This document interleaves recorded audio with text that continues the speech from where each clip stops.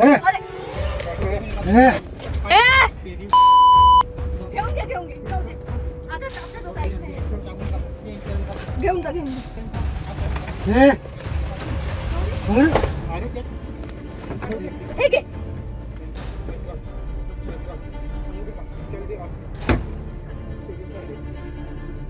ए,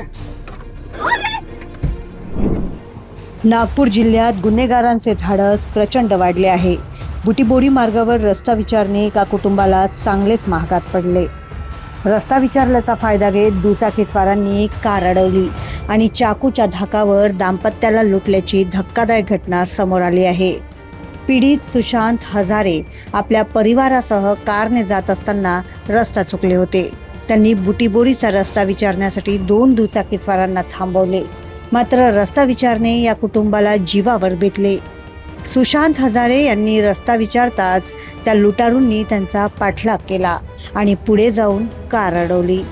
चाकूचा धाक दाखवत त्यांच्या गळ्यातील सोन्याची चेन आणि पत्नीच्या गळ्यातील सोन्याची चेन निर्दयीपणे हिरावून घेतली. यावेळी सुशांत हजारे म्हणाले, आम्ही त्यांना मदतीसाठी विचारले होते, पण त्यांनी आम्हालाच लुटले, अशी व्यथा जी आहे पीडित सुशांत हजारे यांनी व्यक्त केली. त्या मोठ्या प्रमाणात व्हायरल होत आहे. त्यामध्ये आपण बघतो आहे की काही लोक आहेत आणि ते चाकूचा धाक दाखवून जो आहे चाकूचा धाक दाखवून लूटपाट करताना त्या व्हिडिओमध्ये दिसत आहे. नेमकं हे ज्यांच्यासोबत झालं त्यांच्याशी मी आज बोलायला इथे आलेली आहे आणि त्यांच्याकडनं जाणून घेणार आहोत नेमकी ही घटना कशी घडली, काय झालं होतं, कुठे चालले होते आणि कुठे जात असताना ही घटना जी आहे या फॅमिलीसोबत झालेली आहे. हजारे फॅमिली आहे आणि यांच्यासोबत झालेली ही घटना आहे. 3 जण म्हणजे मुलगी आणि मिसेस आणि ते स्वतः असे 3 जण जे आहेत नागपूरवरून बुटीबोरीला जात होते आणि त्या दरम्यान ही घडलेली घटना आहे. दिवसाढवळ्या ही जी चाकूचा धाक दाखवून जी आहे लूटपाट झालेली आहे. काय सांगाल, नेमकं काय घडलं होतं, कुठे चालला होतात, कुठून जात होता तुम्ही? आम्ही होळकेश्वर मार्गाने जात होतो. बुट्टीपुराला जायचं होतं आम्हाला, परिवार होता सोबत. तर जाताना आम्हाला ते पुकेश्वरजवळ 2 इसम भेटले. त्यांना विचारलं की हा रस्ता बुट्टीपुरी उमरेड रोडला जात आहे का? तर त्यांनी हो म्हणून सांगितलं आणि तसंच आम्ही मग ते बुट्टीपुरी उमरेड रोडला गेलो. तर ते इसम पुन्हा पाठीमागून आले पूर्ण तयारीने आले आणि मग गेल्यानंतर तिथे सगळं ते आमच्या गाडीच्या समोरच त्यांनी हे लावला, गाडी लावली. तर मग पुन्हा त्यांनी ते गाडी लावल्यानंतर ते आले आणि चाकूच्या धाकावर आम्हाला सगळं लूटपाट करून सगळं माल घेऊन गेले. पोरीला पण धमकी दिली, त्यांनी व्हिडिओ काढला, त्याच्यामुळं तिला खिसखास म्हणजे असं हे केलं. आम्हाला पण मारण्याचा प्रयत्न केला.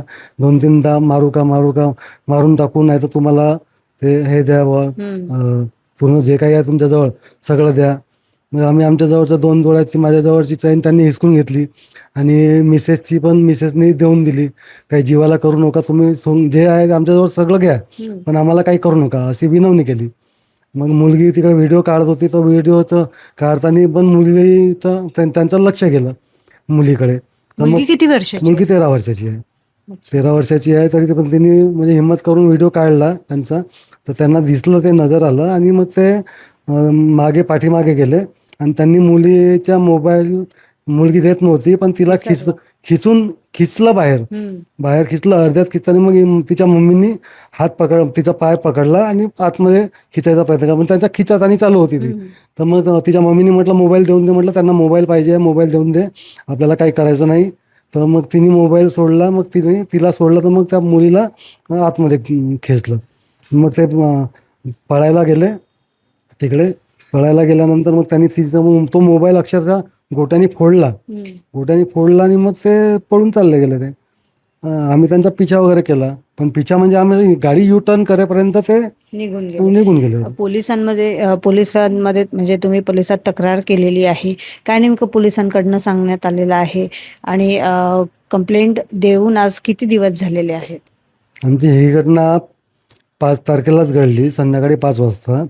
त्याच वेळेस आम्ही बाहेर निघाल्यानंतर थोडं काही अंतरावर निघाल्यानंतर आम्हाला तिथे शेतकरी वगैरे मिळाले आणि त्यांनी त्या सांगितलं की 112वर कंप्लेंट करा. तेव्हाच आम्ही 112वर कंप्लेंट केली आणि तेव्हाच पोलीस सगळे ॲक्टिव्ह झाले. 112वर कंप्लेंट केल्यामुळे ते वरच्या लेवलपर्यंत बहुतेक पोहोचली असावी आणि त्यांनी मग सांगितलं की तुमचं क्षेत्र म्हणजे जे मोबाईल आहे तो ट्रेस झाला आमचा की कोणत्या क्षेत्रात येते. मग त्या क्षेत्रात आमचा मोबाईल ट्रेस झाल्यावर त्यांनी बुट्टीबोरी पोलीस स्टेशनला कंप्लेंट केली, कॉल केला असेल ना. बुट्टीबोरच्या वाले सगळे पोलीसवाले सगळे आले तिकडे. मला सांगा की तपास जो आहे अंतिम टप्प्यात सुरू आहे. आरोपींची ओळख देखील पटलेली आहे. तुमच्याकडनं व्हेरिफिकेशन वगैरे चालू आहे.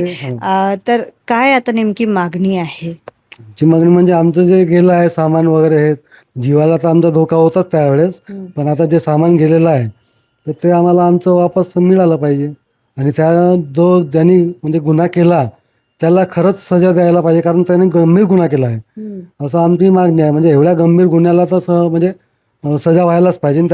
त्याला पकडा, तो सोबती होता त्याला पण पकडा, कारण सगळं 2 जण होते. एक पूर्ण बांधून वगैरे, जो चाकू घेऊन होता तो पूर्ण बांधून वगैरे होता. टोपी, 2घही जण टोपी घालून होती आणि एक ते येलो टी शर्ट वगैरे घालून होता. आणि आता कसं आम्हाला तर म्हणजे ते जे लुटेरे लोक होते, आम्ही सगळं आमच्या धांदलीमध्ये होतो. तो तर चाबी घ्यायच्या प्रयत्नात होता त्यावेळेस. मी चाबी सांभाळत होतो, चाबी घेतली नाही पाहिजे. आणि जर चाबी घेतली असती तर आम्ही पुन्हा तिथं अटकून पडलो असतो. तर चाबी वाकून गेली पण मी काही चाबी सोडली नाही. एक हात चाबीला, एक हात स्टेरिंगला, एक हात त्याच्या चाकू याच्या जवळ. म्हणजे लक्ष द्यायला एवढी धांदल झालं का आमच्या त्यांच्या चेहऱ्याकडे किंवा याच्याकडे लक्षच नाही.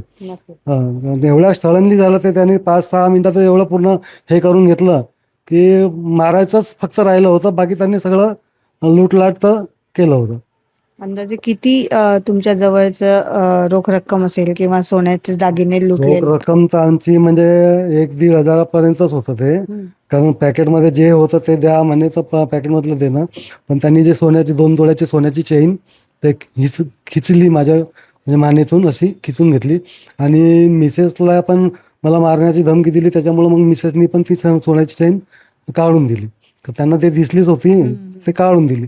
आणि तिला पण म्हटलं की तुझ्या पॅकेटमध्ये किती आहे, म्हणजे त्या पर्समध्ये किती आहे ते दाखव, आम्हाला दे सगळेचे सगळे. तर तिच्या पर्समध्ये नव्हतेच पैसे. तर मग त्यांनी ते पाहिलं आणि नाही आहे म्हणे पैसे. पण अंगठी वगैरे होती ती पण खिचायचा प्रयत्न केला, पण ते त्यांच्याकडून निघालीच नाही. मग ते मोबाईल शूट करताना मुलगी दिसली तर मग ते त्यांचं लक्ष तिकडे वळलं.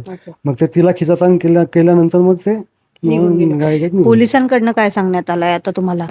पोलिसांकडून असं सांगण्यात आलं आहे की पोलीस तर म्हणून राहिले की तो मिळेल आणि मिळायलाही पाहिजे, मिळेल म्हणतात. पण ते आता 80% त्यांचं काम जनरली झालं आहे, कारण तेव्हापासूनच ते दिवस. मागणी फक्त हेच आहे की आरोपींना पकडलं पाहिजे, आरोपींना त्यांना सजा दिली पाहिजे आणि आमचं सामान आम्हाला प्राप्त झालं पाहिजे त्यांच्याकडून. या संकट काळात कारमधील सुशांत हजारे यांच्या मुलीने दाखवलेले प्रसंगावधान अत्यंत महत्त्वाचे ठरले.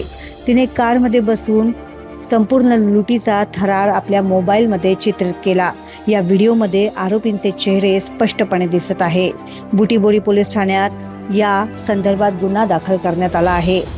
पीडितांच्या मुलीने काढलेला व्हिडिओ हा तपासासाठी एक महत्त्वाचा पुरावा आहे. या व्हिडिओच्या द्वारे आरोपीची ओळख पटवण्याचे काम सुरू असून आरोपींना लवकरात लवकर जेरबंद करण्यात येईल, असं SDPO मयंक माधव यांनी सांगितलं. 5 जुलाई को शाम 5:30 बजे हमें एक इंफॉर्मेशन आई एक रॉबरी की, जिसमें एक हस्बैंड वाइफ और उनकी बेटी अल्टो कार से जा रहे थे. इस पे उनमें रॉबरी किया गया 2 लोगों के द्वारा, जो स्प्लेंडर बाइक से थे, जो अभी हमें इंफॉर्मेशन मिली है. उस बेसिस पे हमने क्राइम रजिस्टर किया है, FIR रजिस्टर किया है सेक्शन 3094 और 35 ऑफ BNS. और जो भी 2 आरोपी हैं इनके डिटेक्शन के लिए हमने मल्टीपल टीम्स डिप्लॉय की हैं, चाहे वो LCB की टीम हो और लोकल लेवल पे local police station, Butibori police station की टीम्स हो. मल्टीपल टीम्स में अलग अलग तरीके से इनको डिटेक्शन के लिए हमने टीम्स लगा रखे हैं और इसमें होपफुली हमें जल्दी डिटेक्शन हो जाएगा इसमें हमारा. और एक बार जब डिटेक्शन हो जाए उसके बाद हम लोग इसमें बेटर प्रेस कॉन्फ्रेंस दे पाएंगे कि किस तरह से हमने डिटेक्ट किया, क्योंकि अभी जो हमारा डिटेक्शन का प्रोसेस चालू है वो काफ़ी कॉन्फिडेंशियल है. तो एक बार डिटेक्शन के बाद हम इस पर बेटर इंफॉर्मेशन दे पाएंगे. Thank you. एकीकडे रस्ता विचारल्याची मदत मागणे महागात पडले, तर दुसरीकडे मुलीने दाखवलेल्या धाडसामुळे गुन्हेगारांचे चेहरे उजेडात आले आहेत. आता पोलीस या लुटारूंना कधी गजाआड करतात याकडे सर्वांचे लक्ष लागले आहे.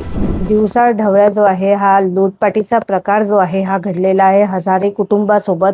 आणि त्या रोडनी जाणारे जे लोक आहेत किंवा तिथे काही गावं आहेत, त्या गावातले शेतकरी देखील त्या रस्त्याने ये जा करत असतात. त्यामुळे असे जे पण लुटेरे आहेत किंवा ज्यांनी आता धाक दाखवला आहे, चाकूचा धाक दाखवून लूटपाट केलेली आहे, अशा आरोपींना लवकरात लवकर पकडून कठोरात कठोर शिक्षा देण्यात यावी अशी मागणी जी आहे हजारे कुटुंबियांकडून करण्यात येत आहे. आणि एका व्हिडिओमुळे कुठेतरी आता पोलिसांना आरोपीपर्यंत पोहोचण्याचा मार्ग सापडलेला आहे आणि लवकरात लवकर आरोपी शोधून कारवाई करावी अशी मागणी हजारे कुटुंब करत आहे. क्षितिजा देशमुख, लोकमत.com, नागपूर.